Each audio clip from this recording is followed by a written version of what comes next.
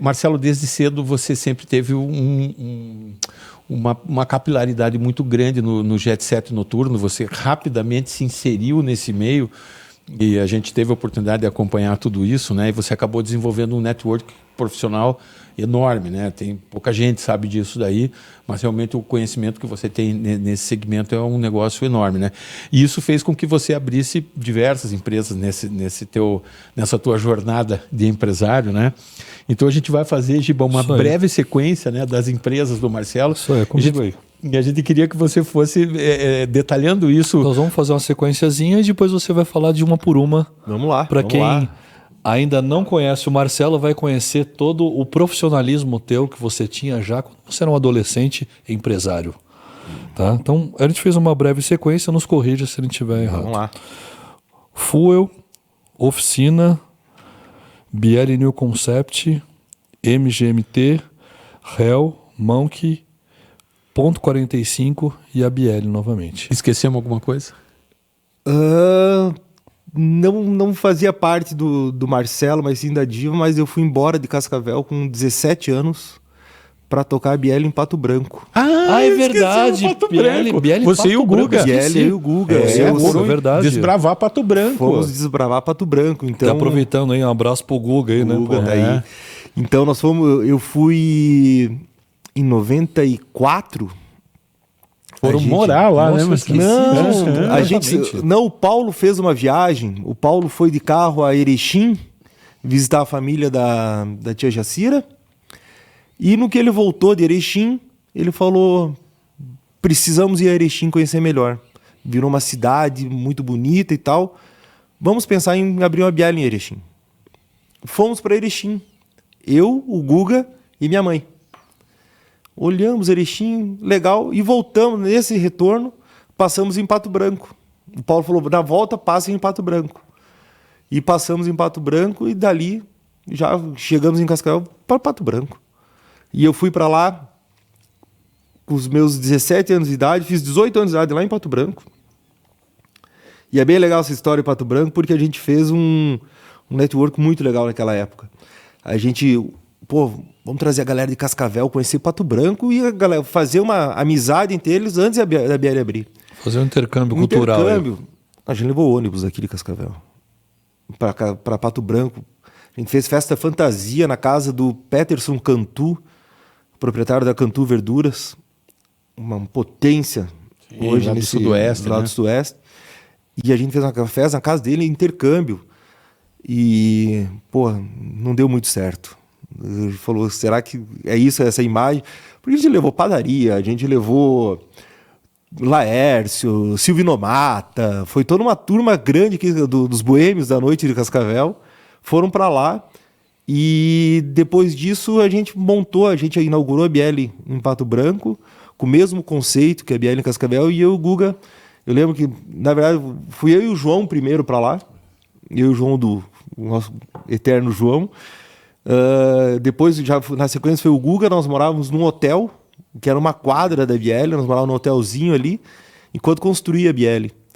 E foi legal, foi uma época muito divertida. Minha carteira motorista eu tirei em Pato Branco. Eu sou no Detran de Pato Branco. E o meu instrutor foi o Guga.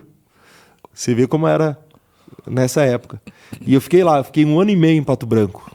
1 ano e meio em Pato Branco. Depois o Guga ficou um período maior. Eu voltei para Cascavel. E aí mas eu já estava desde os meus 14 anos na noite, né? Desde os meus 14 anos eu estava na noite. Mas a sequência é essa daí, Giba. Isso daí. O Phil, cara, foi um momento que eu falei: vou caminhar com as minhas pernas. Ali foi o início da tua atividade, né? Eu vou ver o que eu consigo fazer, né, na vida. Vamos desmamar um pouco. Eu tinha... Mas assim, agressivo da tua parte, né? 22 anos de idade, 22 para 23. Falei: vamos ver o que... E tava nessa onda do cybercafé. Das lan house. Games e eu falei: legal isso daí. Mas eu não vou fazer isso daí. Eu vou fazer com a minha pegada esse negócio. E aí locamos uma sala comercial, reforçamos uma estrutura. O cara falava: mas o que você vai querer fazer em cima dessa estrutura?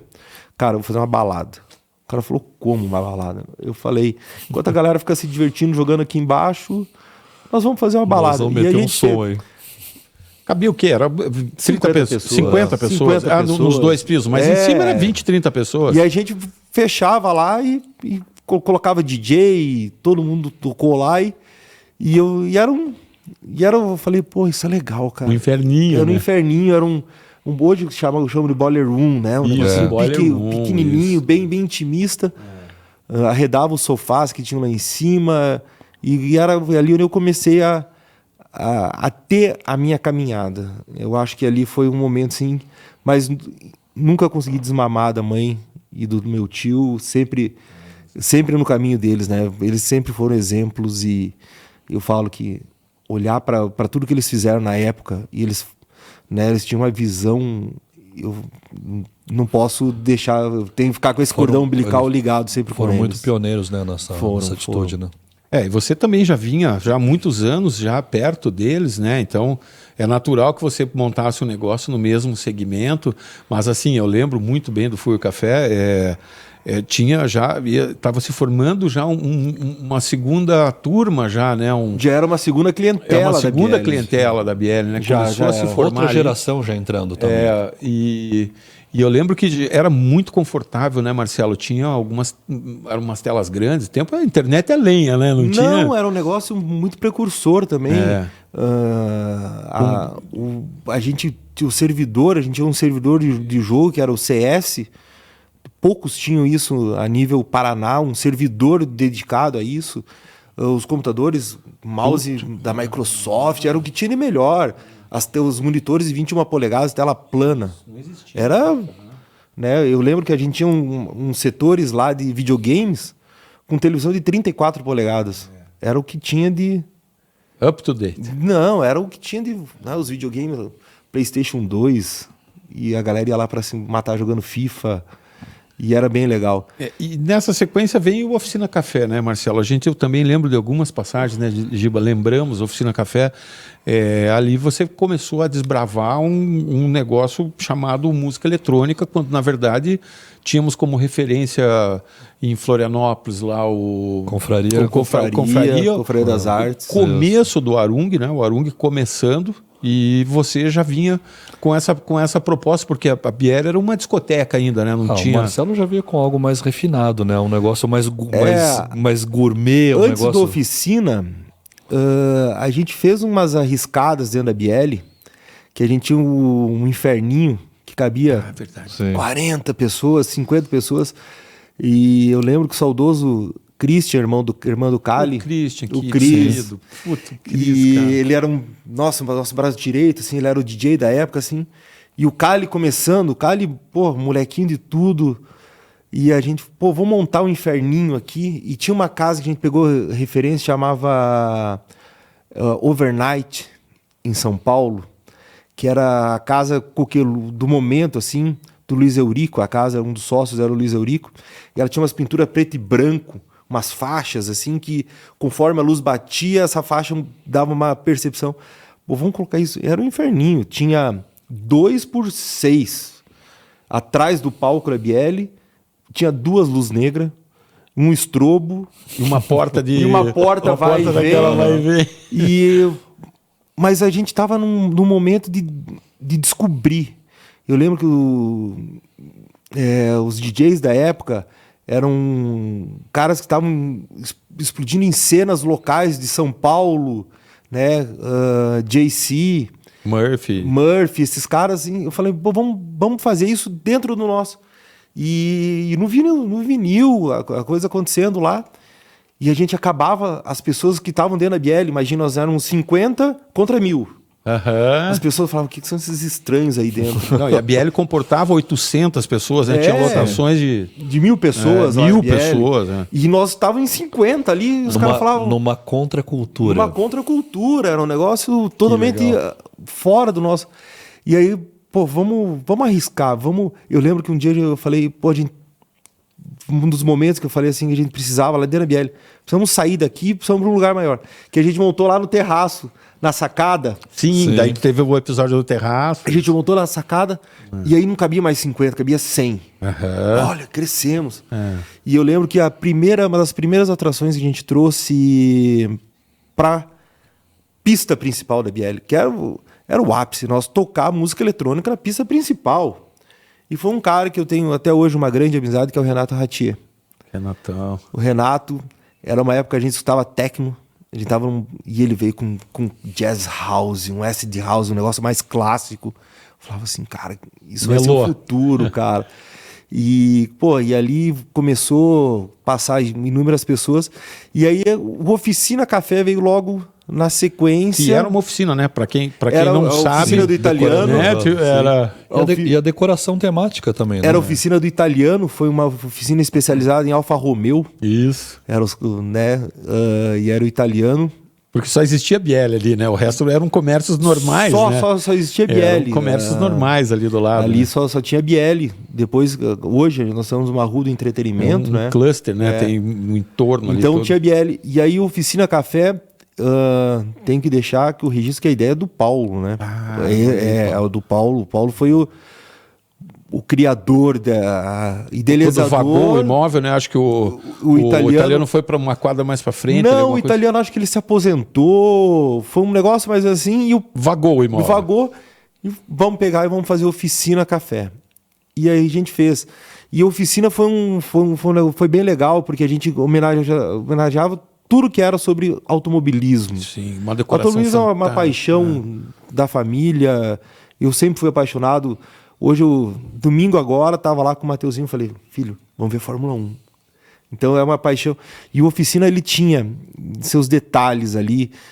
Muito rico. E eu lembro assim, a gente pega Augusto Bittencourt, você tem uma moto aqui, o capacete do Ângelo. O capacete do Ângelo, do Jaiminho, do Jaime Melo Júnior. E a gente tinha umas vitrines que a gente homenageava várias pessoas da cidade, do ramo do automobilismo. E eu lembro que a gente era muito ligado, a gente fazia muito Garota Fórmula 3. Tinha eu não estou recordando o nome da premiação que tinha do automobilismo. Teve uma homenagem ao seu pai, né? O grande Giba. Teve uma homenagem lá para ele. A Biel sempre dava suporte no entretenimento nos eventos de automobilismo que vinham para Cascavel, né? Era a Fórmula Ford, a Stock, Fórmula 3. Tem uma foto clássica do Rubinho Barrichello com o boné da Arisco lá dentro da Biel. Então é bem legal. E aí veio a oficina com uma proposta de um bar que tocasse de tudo, e ali a gente começou a falar, vamos pôr uma musiquinha aqui, o lugar é maior aqui, e a gente colocou uma...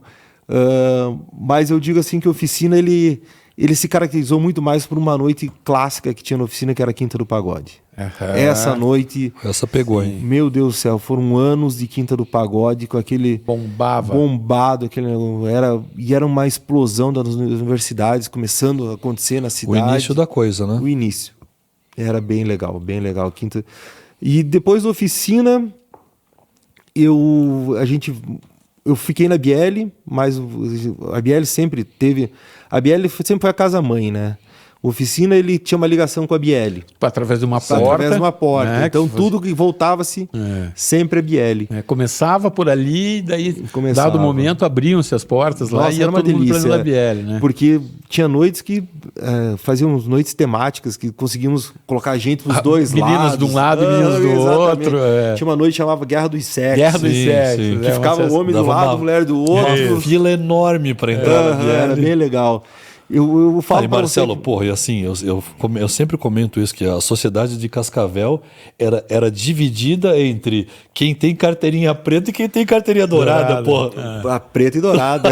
A famosa preta e dourada. O cara tinha carteirinha dourada porque ele pegava, né, a menina lá, não, vem comigo aqui que eu vou te pôr pra dentro dessa porra. Sem pegar fila. Sem pegar fila. Vou sair sem pegar fila. Ia embora sem pegar fila. Ia embora sem pagar. Exatamente, ia pra conta corrente. Ia pra conta corrente, chegava no dia 10, queria cartãozinho. Olha como é que era o significado da Biel. O cara tinha uma conta corrente na balada. Se divertir. E o boleto ia entregue em mãos, né? Chegava em casa lá, um boletinho com o relatório das despesas. Quem que fez organizado, isso? Giba era muito... E eu vou te falar que era organizado no mínimo detalhe pela Dona Diva. Dona Diva. Ela, eu falo até hoje, ela continua indo lá puxar minha orelha. Ela vai lá, isso aqui não tá do jeito que eu deixei. Mas até hoje. Giba, eu falo que Bielle é um sinônimo de vender felicidade, cara. Esse para mim é o maior significado de Bielle. É vender felicidade. Porque o cara tá triste. O cara passou uma semana inteira pesada. E aí o cara chegava lá com a carteirinha dourada, chamava, vamos comigo, entrava, se divertia. Sem O dúvida. cara não importava o que tinha a semana dele. Então a gente vendia felicidade. A nossa obrigação é essa. Você tem que estar lá, você tem que estar feliz. Você tem que vender essa felicidade. Aí o cara ia no final da noite, passava no caixa e falava assim, põe na conta. E no dia 10 chegava a continha. Então não tinha, era muito à frente, porque eu falo assim, as ideias do Paulo e da Diva era muito à frente do que estava acontecendo. Muito à frente do tempo. Muito. Muito à frente Era do muito tempo. legal. E ali, Eu sou fã de ver essas coisas deles. A gente sempre fala sobre uma situação de Bielle e comparando com Gallery em São Paulo, dentro das proporções de São Paulo e Cascavel, mas, cara, era isso. Né? Cascavel teve o significado da Bielle Clube para a maioria das pessoas, para a sociedade. Giba, eu falo assim, imagina, eu com meus 14 anos de idade, eu fui trabalhar na Bielle com meus 14, eu ficava limpando na copa. Copeiro, claro. Eu era copeiro, mas eu era copeiro estágio 1 ainda. Ficava para dentro da copa. 14 para 15 anos de idade não podia aparecer, né? E eu ficava limpando o copo e limpando cinzeiro. Quem nunca roubou um cinzeirinho da Bielle? Da Bielle, eu vi na internet, no Facebook, outro dia. Um cinzeirinho da Bielle. Então, e ficava, né, e olhava para dentro da Bielle. Nossa, e falava, pô, aquela turma é legal, olha os caras ali. Então, é uma magia da noite. E eu falo assim, que eu olhava assim e falava, caramba. Mas ainda ali na oficina, acho que você fez alguns balões de ensaio com alguns DJs menos conhecidos, né, Marcelo? Que talvez não tinham capacidade de estar num palco grande. Eu lembro que você trouxe algumas pequenas atrações, pequenas na ocasião, gente que se tornou grande, né?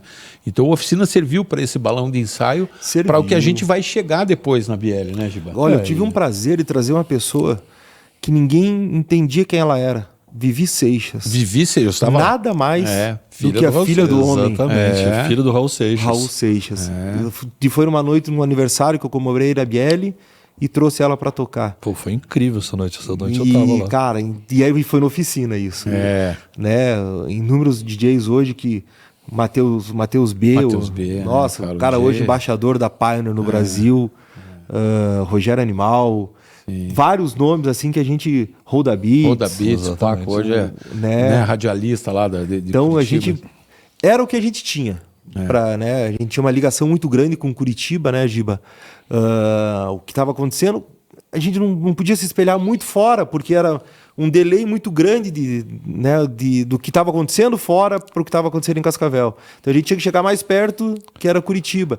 E essa turma de DJs que a gente acabou de citar eram marcas de Curitiba, da Rave, né? Era a galera que tocava, Leozinho. Sim. O Leozinho, Paciornik, o Pão, né? Peçanha. O Peçanha. Peçanha, o Pana. Nomes assim, eu tenho fotos assim no meu arquivo pessoal de, o Peçanha novinho, tocando em vinil na Bielle. O Leozinho, então, nem se fala, o Leozinho é um grande amigo. O Paciornik, quando explodiu o projeto do Paciornik com o Leozinho, era sucesso na Bielle. Eles eram residentes nossos. Sem dúvida. Né? E depois o nome... Altas noites memoráveis. Nossa, noites incríveis com eles. E eles também eram muito à frente do tempo deles. Sim. O Leozinho é um cara muito à frente. O Peçanha tocava um som que você falava, caramba. Não, e esses caras chegavam na Bielle, era assim, ou você compra com antecipação, ou você não entra, porque vai lotar até a tampa. Cara, era incrível, era uma... Os 2 andares lotados, com gente entrando coisa pela linda. escada, era... Ninguém acreditava que a gente fazia isso aqui no interior do Paraná, cara. Era incrível, assim, fazia noites homéricas com 1.000 pessoas dentro de uma casa. Marcelo, totalmente fora da rota, né? Fora da rota. Totalmente não tínhamos voo para Cascavel. Pô, tinha voo, não né? tinha voo. Ia pra Foz. Era puro network teu.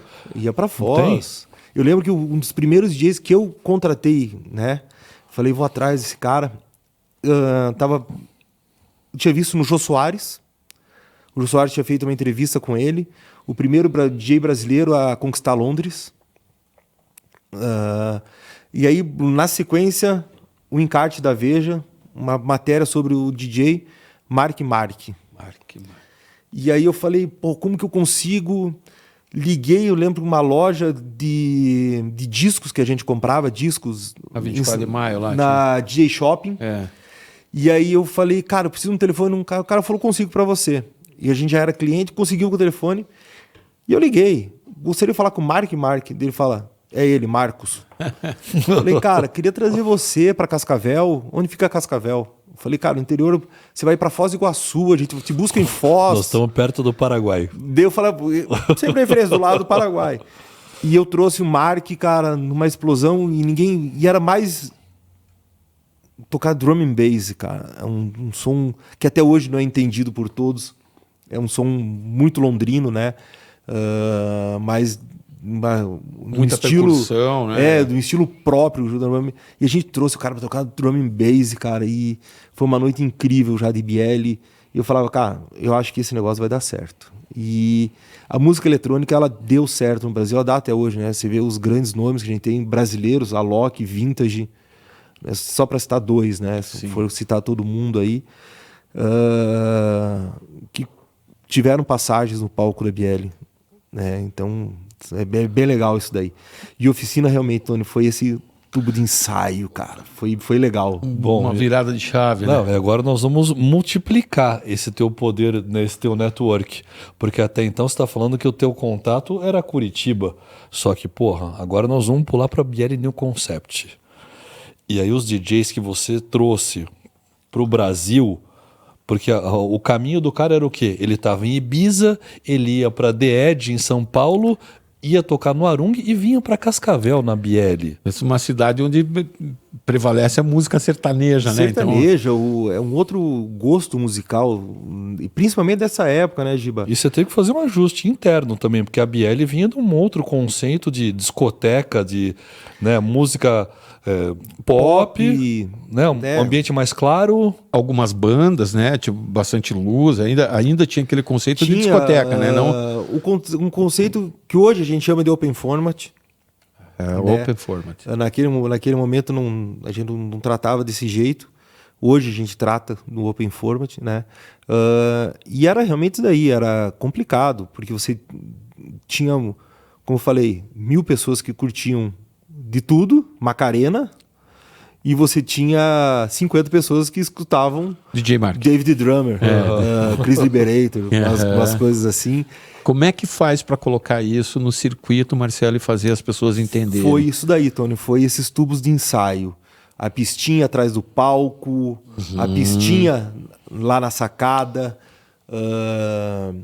Pequenos testes, depois esses testes foram aumentando, Oficina já foi um teste maior, Oficina cabiam 350 pessoas.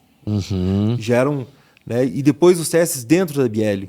E graças a Deus a gente conseguiu pegar pessoas que entendiam o que a gente queria transmitir.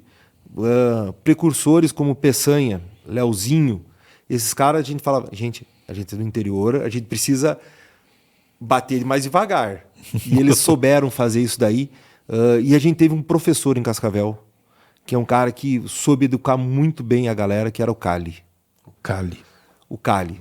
Um DJ, acho que o DJ mais novos a tocar no Skull Beats, em São Paulo. E ele tinha um ouvido, uma finesse para fazer som na pista, que ajudou muito a educação da galera. Porque a gente tinha na época que a gente conseguiu estender melhor a música eletrônica e colocar ela mais... Nós tínhamos várias vertentes e a gente precisava escolher o que a gente ia fazer. Então, nós tínhamos vertentes que aconteciam em Cascavel, de Euro Music, umas coisas assim. E não, vamos escutar house, acho que essa...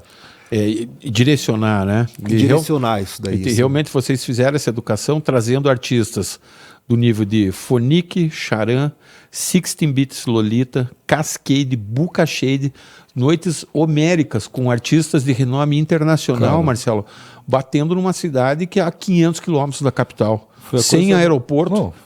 Sem estrutura. Foi a época mais absurda que eu vi na minha vida de música eletrônica, porque era o início de tudo. sabe? Hoje em dia é muito mais natural você trazer isso. Agora, em Cascavel, naquela época, o cara me falar que vai trazer o Cascade para tocar numa quinta-feira na BL, meu Deus do céu, era um absurdo isso. Giba, que nem você falou, a gente tinha um circuito muito fechado. São Paulo, Sirena e Maresias. Sirena e Maresias. Né? The Edge, São Paulo, uns clubes antes do The Edge lá, o Base, esses clubes que já eram pessoas que estavam visionárias lá em São Paulo. O Luiz Eurico, o Edo Vanduin, que eram os caras bem visionários, que a gente, graças a Deus, a gente conseguiu as parcerias com esses empresários lá de São Paulo, porque você trazia um artista naquela época, por mais a gente falasse do dólar ser 1 por 1, mas a gente falava em $20 mil. Era um absurdo um valor desse. Um né? volume estratosférico. E aí você falava de uma logística para Cascavel, você trazia uma estrutura para Foz do Iguaçu, que vinha Cascavel, equipamento. Sim, porque eles traziam os road, né? O cara desse tem road, né? Tem, hoje todos têm, né? Hoje todos viajam com seus empresários, seus manager tour, né? Mas naquela época era um negócio, tá, mas vem um DJ para tocar. E vinha 3 pessoas. A gente não conseguia muito entender. Charan e inúmeros outros DJs já com avião próprio, com avião fretado no Brasil, para poder cumprir agendas, né? E aí, pô, mas peraí, o cara tá vindo só para um DJ vem tocar e não, precisa... o Charan, assim, para mim foi um marco na minha vida eletrônica ali dentro da BL, porque a gente estava ali no backstage, né? Deep Dish foi bom. Tá louco? Quem que não curtiu Deep Dish? Meu Deus, eu lembro que eu tava na noite clássica, na primeira noite clássica do Deep Dish, eu tava no Arung.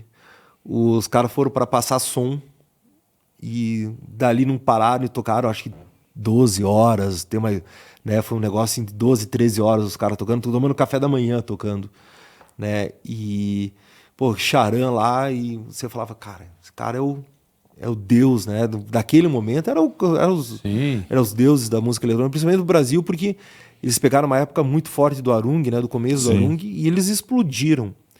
E aí você tem a oportunidade de trazer um Charan, cara, pra tua casa, e o cara de uma humildade, o cara de um... Cara, você olhava assim pro clã. Não, era assim, o auge do auge dele ali. E aí ele falava, cara, não pode ter essa história toda, esse clube, já desde 76. Já tinha quase 30 anos. Já tinha 30 e poucos anos. Né? E os caras falavam assim, caramba, cara, isso a gente tá... E entre outros nomes, pô, Boca Shade, quem nunca curtiu os clássicos deles, né? A gente teve o prazer de trazer no ano que eles se tornaram o número 1 do mundo, Dimitri Vegas, Like Mike. Sim. Eram os caras do novo som que tinha naquele momento, chamava EDM. EDM, que até hoje continua o Tomorrowland, né? Eles são os reis do Tomorrowland.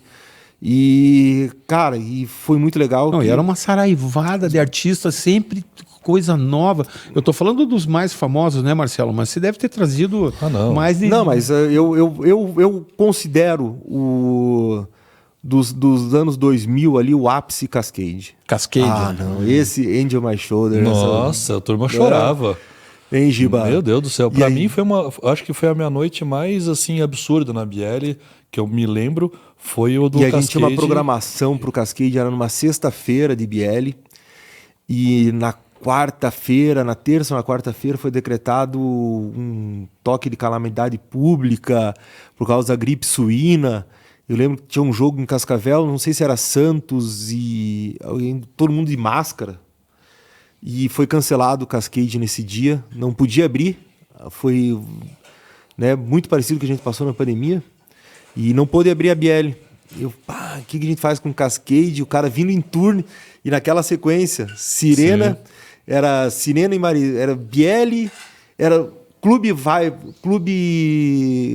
Vibe em Curitiba, na quinta, na sexta-feira era BL e depois era Sirena Maresias. E não pôde ter o cara aqui. E falei, poxa, o que a gente vai fazer? E a gente pegou uma volta de turnê dele de Buenos Aires numa quinta-feira. Pô, tem que fazer esse cara. Nossa. E foi uma noite clássica. E ele...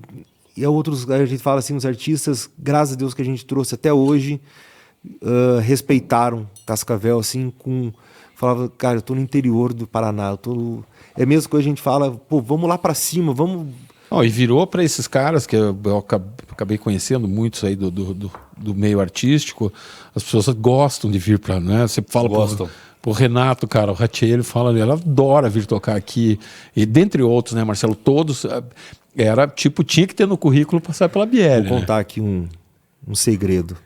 Um caos. Um caos. Sabe por que o Tony conhece todos os DJs, né? Não. Porque o apelido dele era o DJ Pendrive.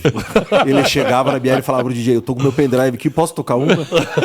Aí o Tony era o DJ Pendrive. DJ Pendrive. Ele sempre tava com o pendrive no bolso e falava, posso tocar uma? Mas brincadeira, e o Tony participou muito dessa amizade que a gente teve com os DJs. E eles vinham realmente com esse, cara, onde eu tô? Me expliquem geograficamente onde eu tô. Cara, você tá numa cidade de 180, 200 mil habitantes na época. Com uma casa noturna que já tem 30 anos.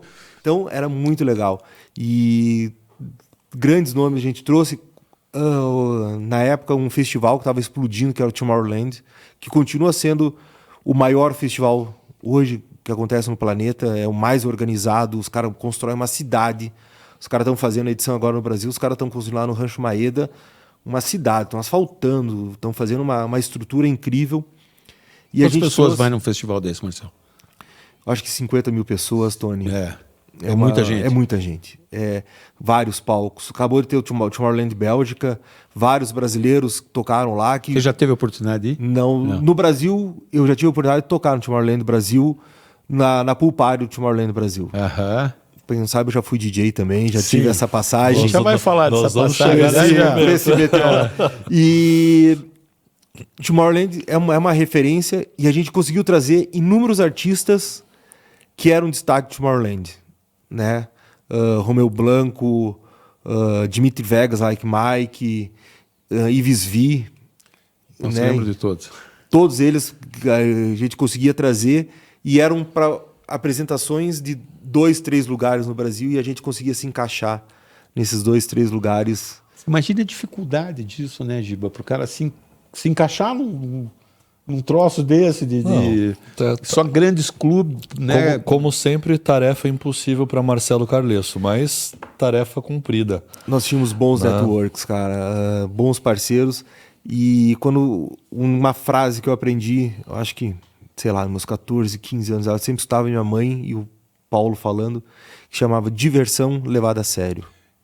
Era um slogan de vocês, slogan, né? Eu lembro disso. Diversão levada a sério. Eu lembro desse E slogan. até hoje, eu falo para todo mundo que está trabalhando com nós, para toda a nossa equipe, todos os nossos colaboradores, a galera que trabalha o dia inteiro com nós lá, ferrado lá, fazendo acontecer. Galera, nossa diversão tem que ser levada a sério. Não, é um slogan fortíssimo, né? Muito. E quando eles entendiam isso, que a gente estava ali para levar a sério, eles davam uma credibilidade diferenciada e eu acho que é isso que fez acontecer grandes nomes. Até hoje a gente tem grandes amizades dentro dessa cena eletrônica nacional ou internacional que vem desse período aí de ter conseguido desbravar esse mercado aqui.